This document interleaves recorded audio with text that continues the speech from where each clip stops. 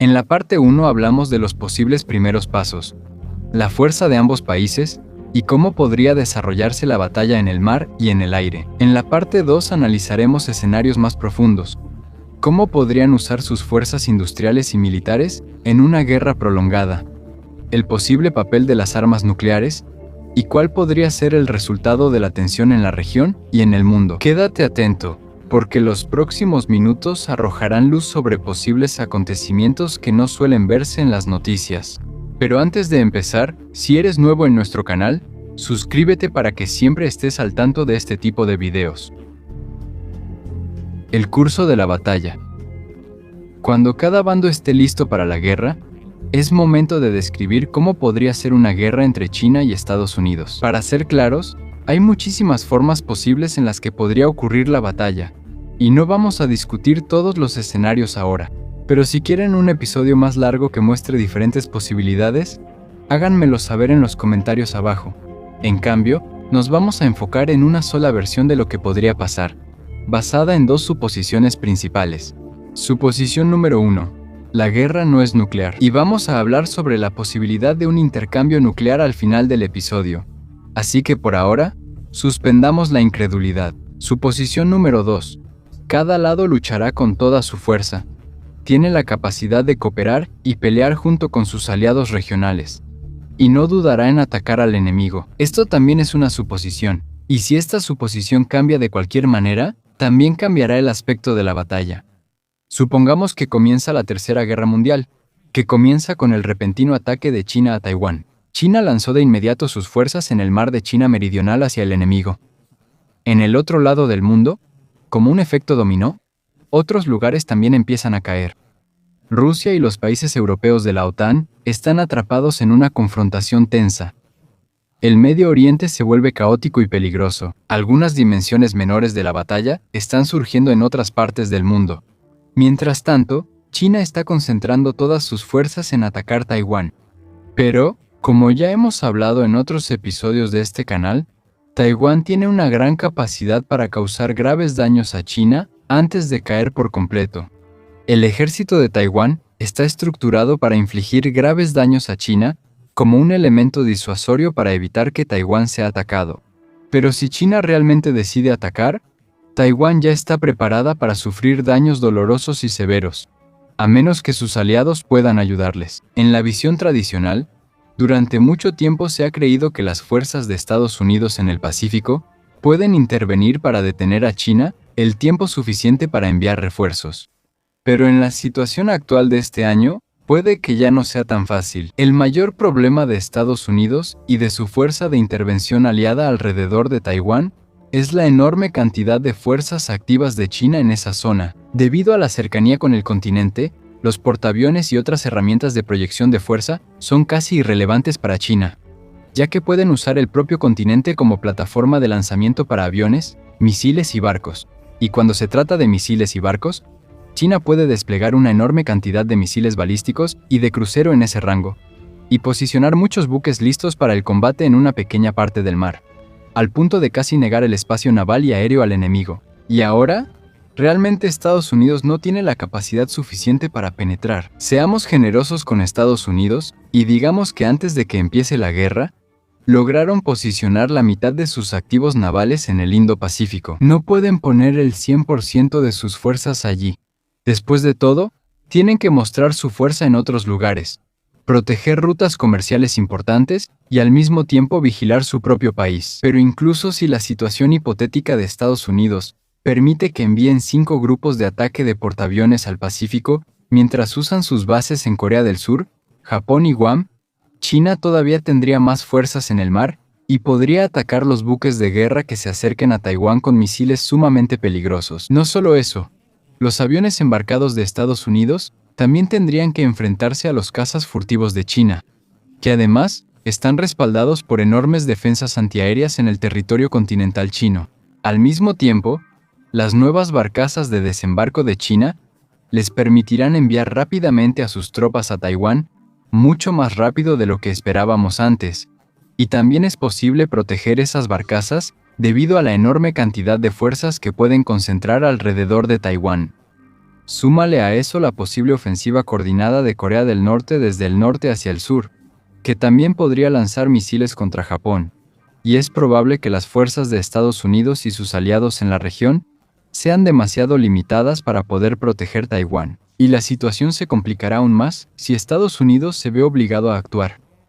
Esto les permitirá moverse más rápido que antes hacia el desembarco en Taiwán, a toda velocidad en el Pacífico, llenos de tropas y armas pesadas, pero prácticamente se convierten en blancos fáciles si no pueden protegerse contra los misiles balísticos de largo alcance de China. Ahora, describamos claramente las capacidades de ambos bandos. Estados Unidos tiene activos militares de alta tecnología, pero no hay una manera fácil de reforzar rápidamente sus fuerzas en el Indo-Pacífico para igualar a China. Y sus fuerzas desplegadas allí parecen insuficientes para resistir un asalto concentrado e intenso que China podría lanzar contra Taiwán.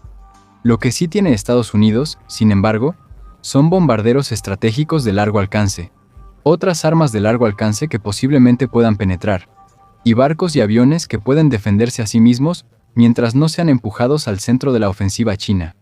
Mientras tanto, China tiene fuerzas que son muy poderosas cuando están agrupadas en un área pequeña, pero rápidamente pierden fuerza cuando necesitan atacar en todas las direcciones.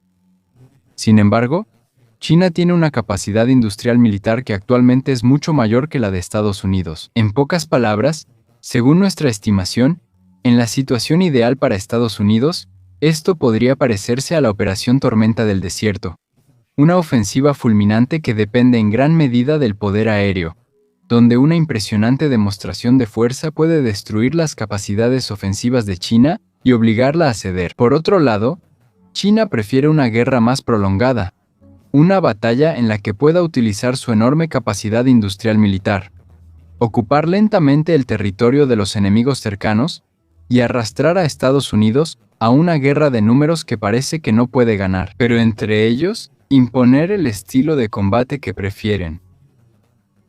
Aunque los bombarderos estratégicos estadounidenses logren pasar, la mayor parte del valor recaerá solo en los furtivos B-2 y en cualquier B-21 disponible, porque los B-1 y B-52 que no son furtivos serían prácticamente blancos fáciles frente a un enemigo de igual capacidad, especialmente si estos llevan aviones furtivos para enfrentarse a los escoltas de los bombarderos pesados. Eso significa que solo hay unos pocos bombarderos furtivos, tal vez unas pocas docenas, que pueden causar suficiente daño a China como para obligarla a retroceder, y eso no es muy probable que suceda. Además, incluso las aeronaves más furtivas pueden ser detectadas visualmente, lo que representa un problema mayor cuando atacan a un país que puede monitorear todos los reportes en tiempo real, y que cuenta con sus propios recursos aéreos poderosos en la zona para responder a aviones lentos pero furtivos. Mientras tanto, los barcos de Estados Unidos en el mar prácticamente no tendrían nada que ganar si intentaran atacar a China directamente. Con esta desventaja numérica, el alcance de los barcos más avanzados de Estados Unidos sería limitado, y todavía tendrían que resistir con una fuerza sumamente inferior. Sería mejor para esos barcos intentar un bloqueo utilizando el territorio de Japón, Filipinas y, si es posible, Corea del Sur como zonas avanzadas de operaciones para los recursos basados en tierra. En pocas palabras, es poco probable que Estados Unidos logre la fuerza abrumadora necesaria para alcanzar una victoria similar a la de la tormenta del desierto. Y cuando se pierda esa ventana crítica de oportunidad, la guerra se librará al estilo de China, donde Estados Unidos y sus aliados prácticamente se verán obligados a mantener solo el perímetro.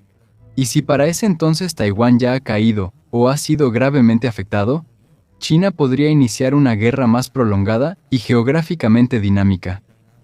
Al cambiar a una economía enfocada en la guerra, China podría utilizar su enorme capacidad de construcción naval de manera más efectiva, produciendo rápidamente embarcaciones de desembarco, barcos de combate y quizás incluso portaaviones adicionales. Aunque Estados Unidos podría intentar fortalecer la defensa de sus aliados en el sur de Asia, como Vietnam y Tailandia, esos países podrían enfrentar una amenaza militar directa de China en tierra, o más probablemente optarían por no involucrarse sabiendo que probablemente Estados Unidos no podrá rescatarlos. De nuevo, la enorme cantidad de buques de superficie, misiles y recursos aéreos basados en la China continental significa que realmente sería difícil enviar tropas a Vietnam o Tailandia por una ruta directa, y cualquier ruta más larga requeriría una redistribución adicional de los recursos marítimos de Estados Unidos para proteger los barcos durante el viaje. Los aviones de transporte estratégico estadounidenses podrían compensar la deficiencia, pero solo de manera limitada. Por ejemplo, en abril, los expertos expresaron su preocupación cuando Estados Unidos necesitó más de 70 vuelos de aviones de carga C-7 para trasladar un batallón de misiles Patriot desde Asia hasta Medio Oriente. Al igual que otros recursos de Estados Unidos, la cantidad de aviones es limitada, y como otros activos estadounidenses, China los atacaría si se acercan a su alcance durante una guerra total. Si asumimos que aún no se han utilizado ojivas nucleares en este punto, China usaría su amplia flota de buques de transporte de tropas junto con su capacidad de asalto anfibio, que se espera crezca rápidamente en el futuro, para comenzar la ocupación de territorios más difíciles como Filipinas o incluso Corea del Sur. Decimos que son más difíciles porque es más probable que Estados Unidos pueda posicionar fuerzas para defenderlos, y como resultado, esos países tienen una mayor determinación de luchar contra China y las fuerzas auxiliares de Corea del Norte. Aunque el frente interno de Estados Unidos puede relajarse porque saben que la batalla está lejos de sus costas, la cercanía de la guerra al territorio continental de China es tanto una bendición como una maldición. China tendrá que soportar graves daños en su base industrial militar, pero sus recursos son tan vastos que puede resistir golpes severos que destruirían a un país menos preparado. Mediante ofensivas consecutivas, China puede destruir los activos estadounidenses que intenten bloquearla. Estados Unidos se ve obligado a desplegar tropas de la zona para proteger a sus aliados cercanos, a pesar del enorme poder militar de China en la región. Estas son batallas difíciles de ganar para las tropas estadounidenses, a menos que Estados Unidos reposicione una gran parte de su ejército. Pero también son batallas que Estados Unidos no puede abandonar fácilmente. No solo es una batalla para defender a aliados vitales como Corea del Sur o Japón, sino que también es la única manera de evitar que China llegue a islas y costas lejanas, lo que le permitiría mostrar rápidamente su poder en el centro del Pacífico. Pero aunque esas batallas son importantes para Estados Unidos, también habrá enfrentamientos en los que solo una pequeña parte del ejército estadounidense, tal vez decenas o incluso unos pocos cientos de efectivos, si tienen suerte, se enfrentarán a China en el punto máximo de su poder. La realidad geográfica de este tipo de guerra es que, mientras Estados Unidos tendrá que dispersar demasiado sus fuerzas, China podrá concentrar sus fuerzas. Si las fuerzas estadounidenses tienen que viajar más de 5.000 millas para llegar al campo de batalla, China solo tendrá que recorrer unos pocos cientos de millas. En el caso de Corea del Sur o Vietnam, sus tropas incluso podrían ir caminando. China puede permitirse perder algunos barcos mientras destruye los barcos de Estados Unidos, porque pueden reemplazar los barcos perdidos, mientras que Estados Unidos no puede hacer eso. De hecho, China incluso puede saltarse la pelea en el territorio de los aliados de Estados Unidos y atacar directamente el poder naval de Estados Unidos, confiando en su base de construcción naval para reemplazar los barcos perdidos, y obligando a países como Japón o Corea del Sur a rendirse cuando Estados Unidos ya no pueda mostrar su fuerza. Este es un escenario de pesadilla para los planificadores militares estadounidenses, pero una realidad inevitable. Unas cuantas docenas de destructores y fragatas no pueden enfrentar la fuerza militar china en su propio territorio de manera continua. Y a diferencia de China, tienen que aceptar que si pierden un barco, no podrán reemplazarlo en la próxima década. Con el tiempo, China podría lograr una victoria costosa y de alto desgaste dentro de su propia esfera de influencia, exprimiendo poco a poco a Estados Unidos y sus aliados a solo unos cientos de millas de la costa de China hasta que controlen esa zona crítica. A partir de ahí, las opciones de Estados Unidos para frenar la expansión de China en su mitad del Pacífico serían limitadas, y esto llevaría a enfrentamientos en mar abierto, donde todo volvería a depender del poder naval. Aquí, podemos esperar que se produzca una especie de estancamiento. Con el tiempo, China tendrá una marina de guerra capaz de navegar en alta mar lo suficientemente fuerte como para derrotar a Estados Unidos en esa zona. Y cada barco que Estados Unidos pierda acerca a China a esa realidad, pero actualmente todavía no tienen suficiente fuerza militar y les tomará algunos años igualar el poder naval de Estados Unidos en las aguas abiertas del Pacífico Central. Este estancamiento incluye la posibilidad de un acuerdo de paz y el fin nominal de la guerra. Pero no te equivoques. Un resultado así sería una victoria segura para China. El país ampliaría enormemente su esfera de influencia, casi controlaría todo el este de Asia. La capacidad de combate de Estados Unidos se reduciría considerablemente, y obligaría a Estados Unidos a aceptar que ya no es la única superpotencia del mundo, o tal vez ni siquiera el país dominante. Esta es una conclusión a la que llegaron sin necesidad de ocupar directamente el territorio continental del otro. Nadie tendrá una victoria total, y es posible que esta resolución sea solo la calma antes de una tormenta más fuerte. También es difícil ver a cualquiera de los bandos continuar la guerra si China logra pasar al Pacífico abierto, y ninguno de los dos bandos está dispuesto a usar armas nucleares. Repitámoslo, este es solo uno de los muchos posibles escenarios de cómo podría desarrollarse una guerra como esta. Otros terminan con generales chinos inexpertos o ingenuos que cometen errores que resultan en una gran victoria estadounidense. Otros terminan con una defensa exitosa de Taiwán. Algunos ejercen tanta presión sobre el gobierno chino que resultan en un cambio de régimen en Pekín.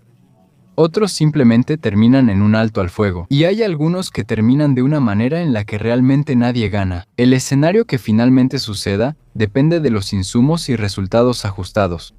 Una combinación precisa de ventajas y desventajas que representan la realidad al inicio del conflicto. Y una larga cadena de consecuencias a partir de ahí. Pero elegimos un escenario donde China logra una verdadera victoria, no solo para causar controversia o llamar la atención, sino porque la combinación de activos militares y la capacidad industrial de defensa de China la convierte en un enemigo sumamente peligroso cuando pelea cerca de su propio territorio. Frente a un enemigo así, Estados Unidos podría retirarse hacia mar abierto, donde tendrían mayores posibilidades de ganar. Pero para lograr eso, tendrían que sacrificar a Taiwán, Corea del Sur, Filipinas, Japón, Guam y otros más. Y en la situación actual, eso no va a suceder. La otra conclusión. Hay otra manera en que todo esto podría suceder, un intercambio nuclear a gran escala. Por supuesto, sabemos lo que pasará si esto ocurre. Todas las naciones nucleares del mundo lanzarán sus armas. Cientos de millones de personas, si no es que más, morirán. Y al final, todos pierden. Pero aunque la conclusión final es clara, podemos hacernos dos preguntas rápidas. ¿Qué tiene cada lado? Y más importante, ¿cuándo elegirá cada lado presionar el gran botón rojo? Actualmente, se estima que Estados Unidos tiene cerca de 1.800 ojivas nucleares desplegadas y listas para ser lanzadas en cualquier momento. Junto con casi 2.000 más en reserva, estas ojivas pueden lanzarse mediante las tres dimensiones de la tríada nuclear de Estados Unidos: bombardeo estratégico, lanzamiento de misiles balísticos desde submarinos y lanzamiento de misiles balísticos intercontinentales desde los silos en Estados Unidos. Mientras tanto, se cree que China tiene actualmente alrededor de 600 ojivas nucleares, y se espera que alcance 1.000 o más para el final de la década. Aunque la mayoría de estos misiles están almacenados, es probable que no permanezcan allí si China siente que está al borde de un conflicto contra el tío Sam. China también tiene una tríada nuclear que puede entregar ojivas mediante misiles basados en tierra, submarinos o bombarderos estratégicos. También debemos incluir a Corea del Norte, que se estima tiene entre 50 y 60 misiles nucleares que pueden ser lanzados desde tierra y quizás incluso desde submarinos. Pero es muy importante recordar que el simple hecho de que Estados Unidos y China entren en guerra no significa que necesariamente habrá un intercambio nuclear. ¿Es posible que los países con armas nucleares peleen? Por ejemplo, los recientes enfrentamientos fronterizos de China contra su país vecino, India.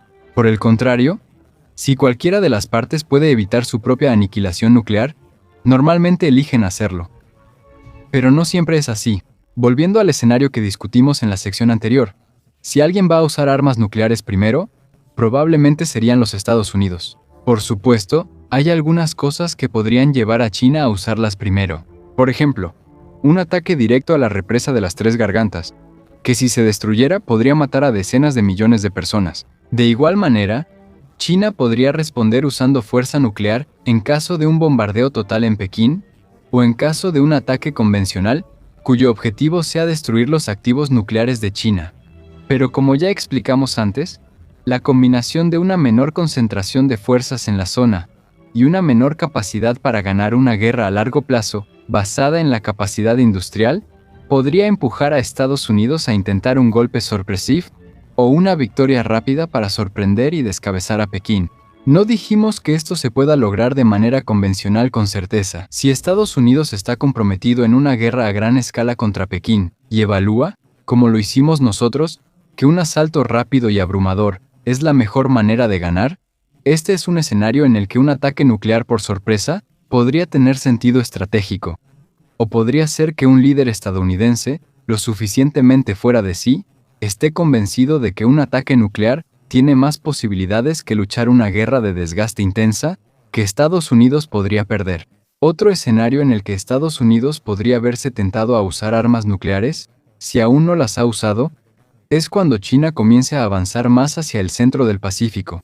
En un escenario, el liderazgo de Estados Unidos podría entrar en pánico y no esperar a ver si China acepta una tregua, o pensar que incluso si acepta la tregua, el daño que ha sufrido Estados Unidos ya es demasiado para soportarlo. En otro escenario, China podría no estar de acuerdo con la paz una vez que haya alcanzado la paridad en el Pacífico. Y si el daño sufrido por Estados Unidos es tan grande que China se siente cómoda atacando Hawái, o incluso al territorio continental de Estados Unidos, podrían usarse armas nucleares como respuesta. Otro escenario podría ser una Corea del Norte fuera de control, donde ellos sean los primeros en lanzar una bomba. Pero China sabe que Estados Unidos seguirá enfocándose en ellos, así que intentarían un ataque preventivo. Pero en el escenario que planteamos, donde China debilita poco a poco a Estados Unidos y Asia Oriental mediante una guerra convencional, el país estaría con menos incentivos para usar armas nucleares mientras se pueda evitar. Al final, si China inicia un intercambio nuclear, todo lo que han logrado se perdería, y sería como si hubieran empezado el proceso del Armagedón mucho antes, saltándose la parte intermedia que solo resulta agotadora. En cambio, si China está dispuesta a luchar contra Estados Unidos en una guerra total, probablemente querrán disfrutar los beneficios de la victoria. Y no puedes disfrutar los premios de la guerra si todo se ha convertido en cenizas. Con un poco de suerte, Estados Unidos y China podrían evitar la guerra en los próximos años o décadas. China podría resistir la tentación de actuar contra Taiwán, o tal vez todas las garantías de seguridad de Estados Unidos fallen, y Taiwán sea sacrificado en el momento adecuado. China podría juzgar que Estados Unidos se está desmoronando poco a poco y simplemente dejar que suceda. Estados Unidos podría demostrar que es mucho más fuerte que China en una breve confrontación militar. Una batalla que terminaría de manera decisiva, sin necesidad de una guerra prolongada o un intercambio nuclear. O tal vez, y hay una gran posibilidad, la diplomacia gane, y ambas partes encuentren una manera de reducir la tensión antes de que ocurra lo peor.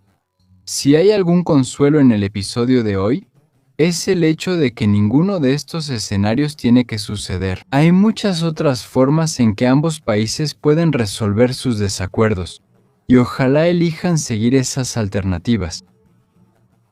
Pero si llegara a estallar una guerra a gran escala entre China y Estados Unidos, no te equivoques. Esto tiene un nombre: Tercera Guerra Mundial. Si conoces a algún experto que crea que la Tercera Guerra Mundial terminaría a favor de alguien, dime quiénes son. Por ahora, no hemos encontrado a nadie que esté de acuerdo. Gracias por vernos.